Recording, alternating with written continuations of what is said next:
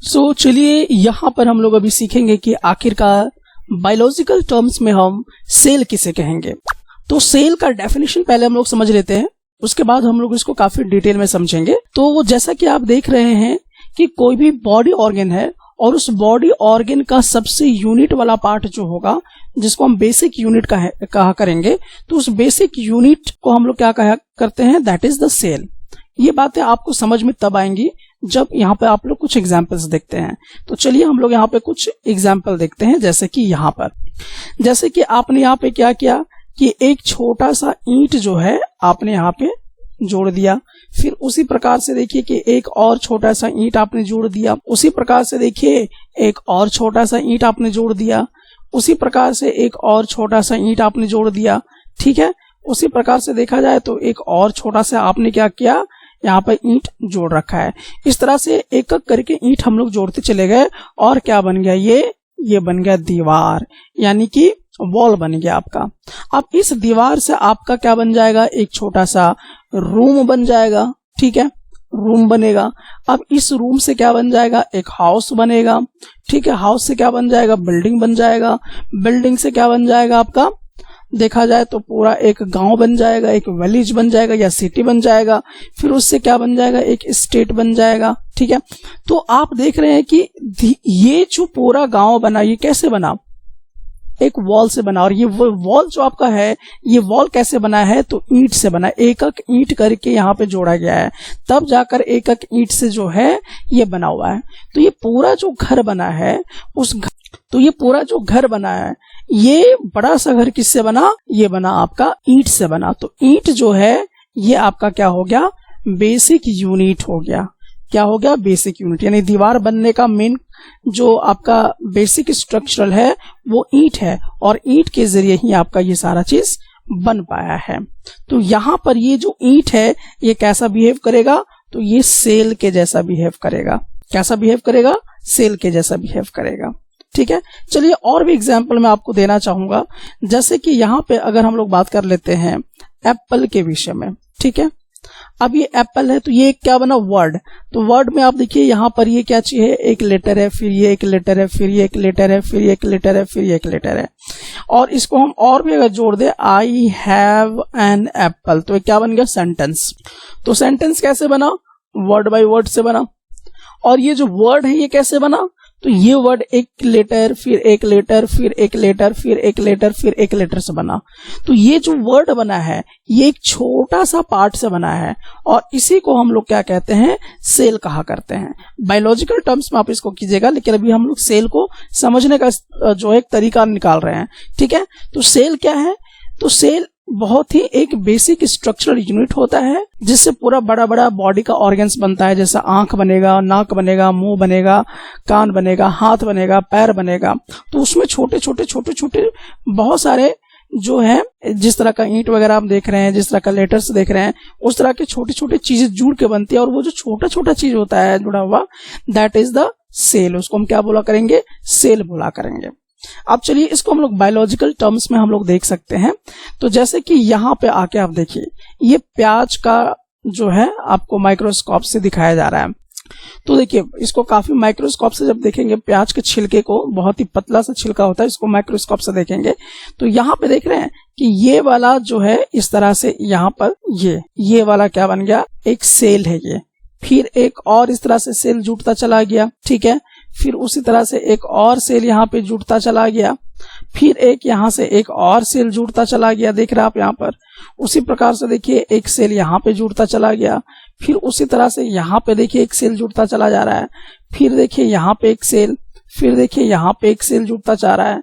फिर इस तरह से यहाँ पे जुड़ता जा रहा है। तो ये जो एक घर जैसा आपको दिखाई दे रहा है, छोटा छोटा एक कंपार्टमेंट टाइप का दिखाई दे रहा है, तो ये जो एक छोटा छोटा चीज आपको जो दिखाई दे रहा है, दैट इज द सेल। और इसी छोटे छोटे सेल मिलके क्या बन गए हैं, पूरा एक प्याज का टुकड़ा बन गया है। तो ये बायोलॉजिकल टर्म्स में आप समझ चुके होंगे कि आखिरकार हम सेल बोल किसे रहे हैं। उसी तरह से जैसे कि आप इस पूरे पिक्चर में यहाँ पे देख रहे हैं कि यहाँ पर ह्यूमन का क्या है, यहाँ पर ब्लड है। ठीक है, तो इस ब्लड में आप यहाँ पे देख सकते हैं कि बहुत छोटे छोटे जैसे आरबीसी ब्लड होता है, व्हाइट ब्लड सेल्स होता है, प्लाज्मा होता है, तो वो क्या होता है, छोटे छोटे सेल से बने होते हैं। ठीक है, जितना कि आपको यहाँ पे इतना बड़ा आपको दिखाई दे रहा है। तो बहरहाल आप यहाँ पे समझ चुके होंगे कि आखिरकार सेल क्या हुआ करता है। तो सेल का डेफिनेशन जो है ये यहाँ पर होता है, और सेल क्या होता है इसको आप यहाँ पर समझ चुके होंगे कि आखिरकार हम सेल बोलते किसे हैं। तो उसी तरह से देखिए कि ये जो सेल है, ये जो आपका सेल है ये वाला, यही cell assembled to make the body of every organism. कोई भी ऑर्गेनिज्म आप उठा के देख लीजिए, चाहे वो ट्री के विषय में आप बातचीत कर लो या फिर आप किसी का ह्यूमन बॉडी के विषय में बातचीत कर लो। ठीक है, जैसा नाक का बनना, कान का बनना, आंख का बनना, उसमें छोटे छोटे सेल्स जुड़े हुए हैं, और सेल्स जुड़कर ही क्या बनते हैं, पूरा बॉडी ऑर्गन बनता है, और तब जाकर क्या बनता है, ऑर्गेनिज्म बना करता है। तो देखिए आप क्या करेंगे, जैसे सेल को एक सेल जुटा, फिर उसी प्रकार से दूसरा सेल जुटा, ठीक है, फिर उसी प्रकार से तीसरा सेल जुटा, फिर उसी प्रकार से और सेल जुड़ते चले गए, फिर और सेल जुड़ते चले गए।